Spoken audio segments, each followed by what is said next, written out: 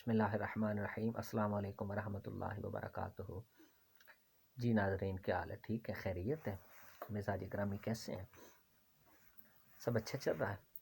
موسم انشوائے کر رہے ہیں؟ چلیں، آپ جہاں جہاں سے مجھے سن رہے ہیں اور دیکھ رہے ہیں، اللہ پاک آپ کو اپنے حفظ و امان میں رکھے۔ نبی کریم حضرت محمد صلی اللہ علیہ وسلم اور اہل بیت اطہار پاک کے صدقے آپ کو خوشیوں بھری زندگی سے نوازیں۔ ناظرین کرام، دانائی اور حکمت بڑی چیز ہوتی ہے۔ مناسب منصوبہ بندی کرنا، مناسب جو منصوبہ بندی ہوتی ہے، حکمت عملی اپنانا اور سوچ بچار کے بعد جو کام کرنا، 1000 دفعہ سوچنے کے بعد قدم اٹھانا، یہ انسان کو کئی طرح کے مسائل سے بچا لیتا ہے۔ 1000 دفعہ کوشش، 1000 دفعہ مشورہ کرنا چاہیے، 1000 دفعہ سوچنا چاہیے، ہر زاویہ ہر اینگل سے خیال کرنا چاہیے، تب قدم اٹھانا چاہیے۔ جلد بازی شیطان کا کام ہوتا ہے۔ اور پھر جب انسان بہت جلدی کوئی قدم اٹھا لیتا ہے نا، تو پھر اس کو رسوائی کا سامنا کرنا پڑتا ہے۔ سوچ بچار کے بعد ہر مسئلے کا حل نکل آتا ہے۔ کوئی ایسا مسئلہ نہیں ہے کہ جس کا کوئی حل نہ ہو، کوئی ایسا ایشو نہیں ہوتا کہ جس کا کوئی حل نہ ہو، ہر مسئلے کا حل نکل آتا ہے۔ جلد بازیاں ہمیں تباہ کر دیتی ہیں۔ خطبات فقیر کتاب ہے، اس میں آج ایک بڑی اہم بات پڑھ رہا تھا، بڑی اہم ایک واقعہ پڑھ رہا تھا۔ تو وہ کس کے متعلق تھا؟ اسی کے متعلق کہ ایسا بندے کو منصوبہ بندی کرنی چاہیے کہ سانپ بھی مر جائے اور لاٹھی بھی بچ جائے، سانپ بھی مر جائے اور لاٹھی بھی بچ جائے۔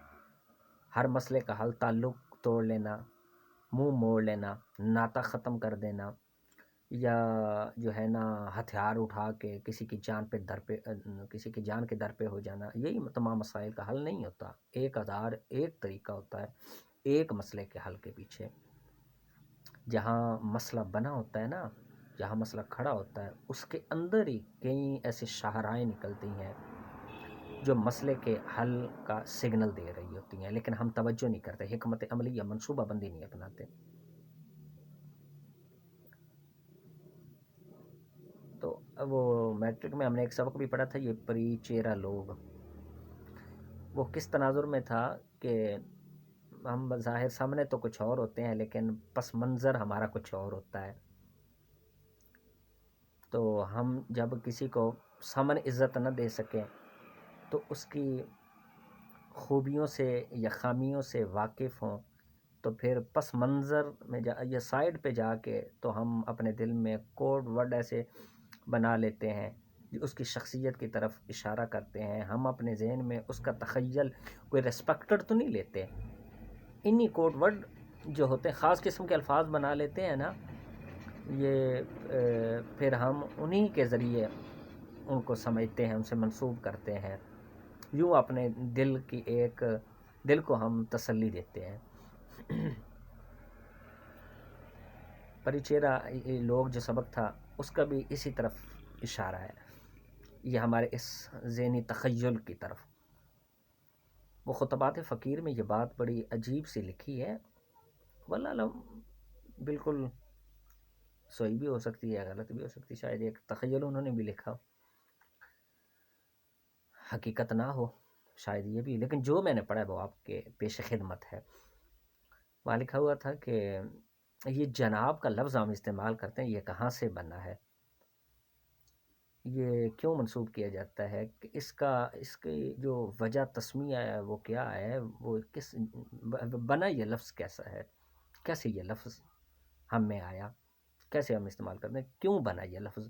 کہا کہ ایک دینی مدرسہ اور ایک کالج، یہ ایک ہی محلے میں تھے، تو کالج کے جو اسٹوڈنٹس تھے وہ دینی مدارس کے طلباء جو تھے ان کو قربانی کا مینڈا کہتے تھے۔ وہ ان سے کالج کی یونیورسٹی کے جو طلباء تھے نا، وہ ان سے بڑا جیلس ہوتے تھے، ان کی آپس میں نہیں بنتی تھی۔ تو کالج کے تھوڑا سا اپ ٹو ڈیٹ قسم کے اسٹوڈنٹ تھے اور ماڈرن قسم کے، اس طرح کے بظاہر تھے، اور وہ جو دینی طلباء تھے وہ سادگی میں وقت گزار رہے تھے، سادہ تھے، سمپلسٹی جو ہوتی ہے وہ ان کا طرہ امتیاز تھا۔ اچھا انہوں نے کیا کیا، انہوں نے جو ہے نا یہ ان کو قربانی کا مینڈا کہتے ہیں، تو انہوں نے کہا کہ ہم ان کی صفات ایسی ہیں کہ جوڑ کے نا ہم ان کو ان میں وہ ورڈ خاص مشہور کر دیں تو ہم بچ جائیں گے، تو ہم اپنا جو اندر کا ہے وہ ہم یوں لیں گے، ان سے بدلہ لیں گے۔ تو انہوں نے جو ہے نا ان کو پتہ تھا، انہوں نے سوچا کہ ان میں کون کون سی صفات پائی جاتی ہیں۔ انہوں نے کہا کہ یہ جاہل بھی ہیں، نالائق بھی ہیں، وہ جیسے اپنے دل میں تخیل ان کا بناتے تھے کہ یہ اس طرح کے ہوتے ہیں کالج کے اسٹوڈنٹ۔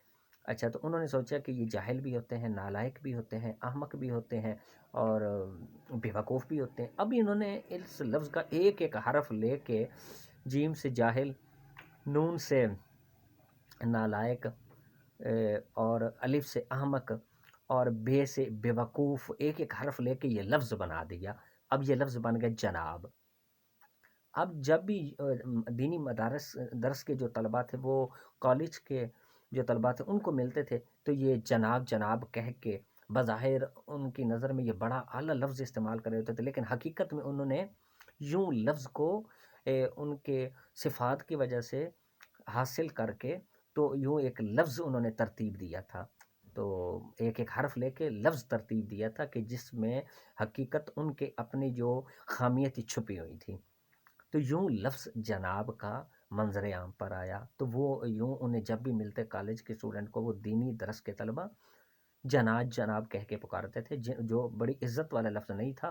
جناب ان کے جاہلیت کی طرف اشارہ کرتا تھا، نون جو تھا وہ ان کے نالائق ہونے کی طرف، الف احمق ہونے کی طرف اور بے ان کے بیوقوف ہونے کی طرف اشارہ کرتا تھا۔ یوں یہ لفظ جناب جناب ہم ہر کسی کو دیکھتے ہیں جناب جناب کہتے ہیں، تو حقیقت وہ اس کتاب کے مطابق بقول اس مصنف کے اس میں یوں چھپی ہوئی ہے۔